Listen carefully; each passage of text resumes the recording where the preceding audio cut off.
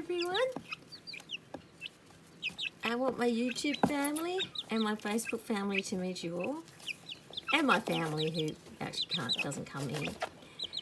But these are the babies that the mama hen abandoned because basically a rooster kept hassling her. That was the problem. So it was my fault. I should have locked the rooster up. So anyway, another hen did adopt the 3 white chicks.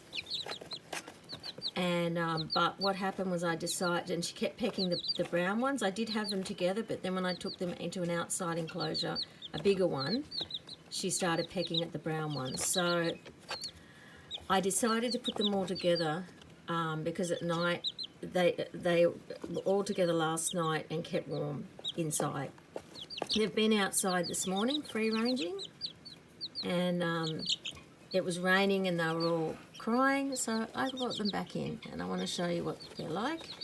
I'm handling them a lot because they haven't got a mama, and I want to be able to let them free range when the weather's nice and get them all they were much better to get today, weren't you? They hey, they didn't run away, so I could kind of catch them. They did try to run the instant I tried to catch them, but because they weren't running away from me, it was pretty simple to get them.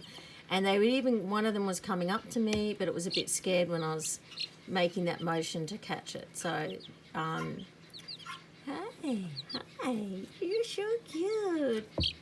The roos will obviously end up being eaten, but any pullets we'll keep. And I think we've got, I think this might end up being a little roo here, and I'm hoping this one's a pullet.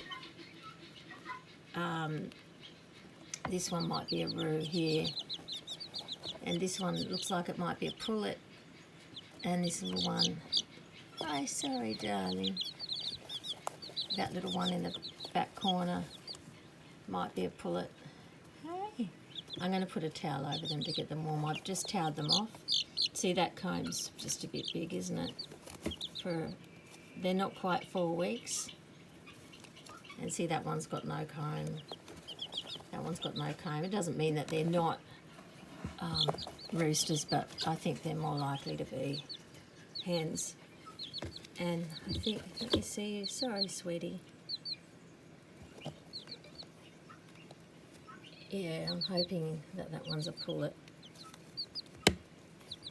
Its comb's not as distinct as I'm kind of thinking it might be a cockerel as well, because when you look at this one, so this is only a very small cat. See, that one's quite big. So time will tell. Those little brown ones came from, I'm pretty sure they're Mr. Speck's children. These could be too, some of these, because she was dark, she had dark legs. But there's also the rooster. And they're the only ones I've got left of her. And so, yeah, I cleaned this out completely yesterday. Not sure if I'll need to do much to it today. I'll go through it and take out anything I can find, you know, like that. Because they've been outside most of the day, or for hours, half the day. I might go through it before they go to sleep and just, like when I'm finished, I'll pick this up and I'll just go through it again later. So they're not sitting in poo. They could probably do some perches. They're getting ready to perch, and they do perch on my hands. Let me try and show you who's here. Hi, sweetie. Hi. Can I show everyone how beautiful you are? Your feathers are coming. Eh? And you've been free ranging, haven't you? You've been free ranging because your mum abandoned you, and you're free ranging as a little chick. But then today it's very wet. Oh, look at you, sweetie. Look at you. So the little boys will get to live till they're about 4 or 5 months old, depending on when they become a problem. And then we'll eat them.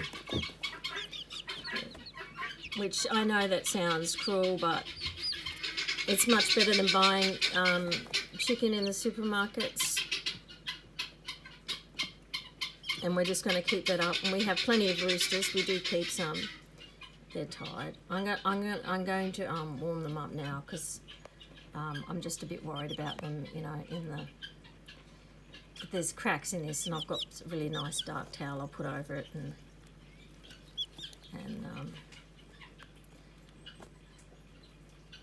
it's a wet day.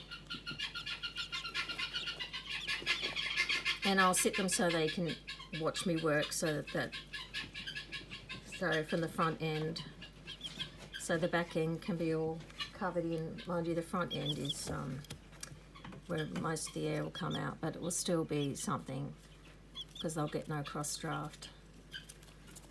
So if I can at least cover it all with towels. I wrapped it up with a towel last night and they were nice and warm with 3 towels.